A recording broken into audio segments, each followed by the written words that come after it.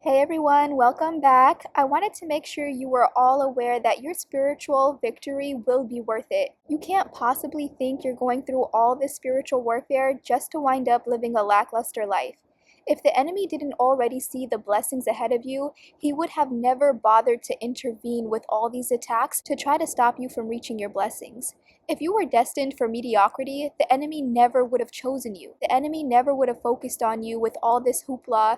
If you were headed to a fruitless life, the enemy would have left you to keep doing what you'd been doing, which is what he'd want you to do, which is not serving God's will.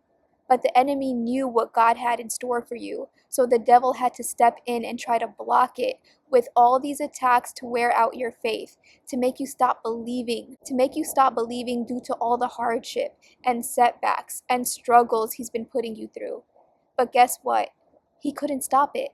Just like Job, God knew you would weather the storm. God knew you would not forsake him, even if he took it all away. Even if God let the enemy take all you had and all you loved, you would not forsake him. You held on tight to your faith.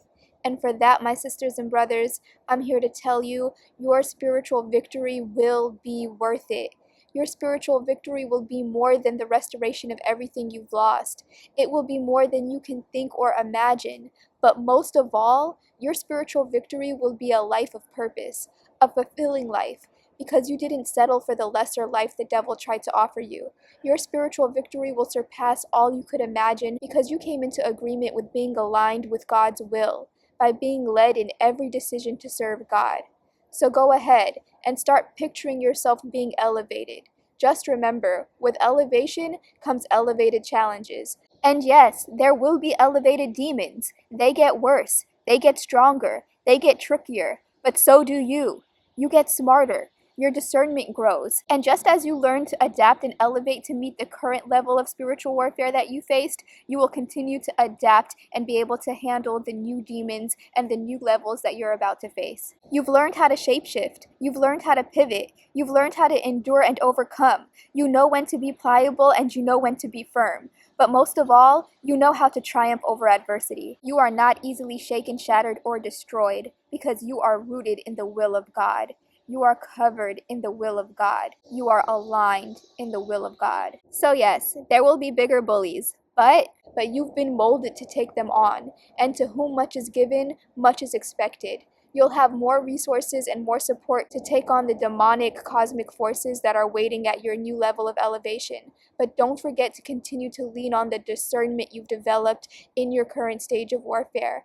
Never forget to use the tenacity you've built, the courage, the vision, the clear communication skills, the accountability and self-awareness, the humility, the empathy, the character, the commitment to empowering others, and most notably, your resilience, your amazing resilience.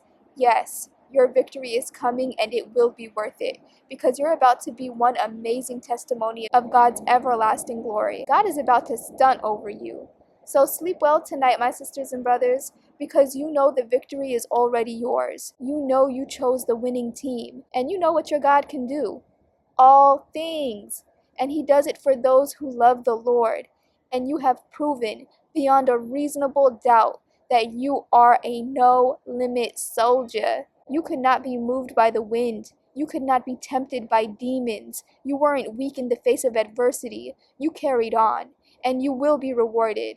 And I can't wait to see it happen. I can't wait to see how God shows all the way out in your life. We're talking about a God with unlimited power. We're talking about a God who can move mountains and control time. We're talking about the Alpha and Omega.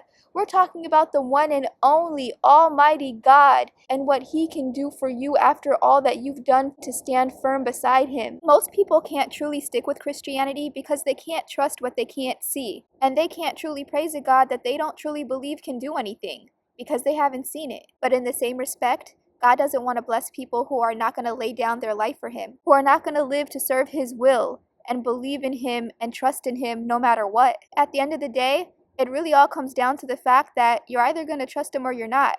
Some people do, and some people don't. Most people don't, but you did. And God knows that was no small task. Yes, you did well, my friend. In fact, you did it. You kept the faith, and you should be so very glad you did, because you're about to have a life worth living. That's my message for tonight. I'll be back with another message for you all soon, but in the meantime, keep your heads up, stay prayed up. I love you all, and I'll talk to you soon. Bye.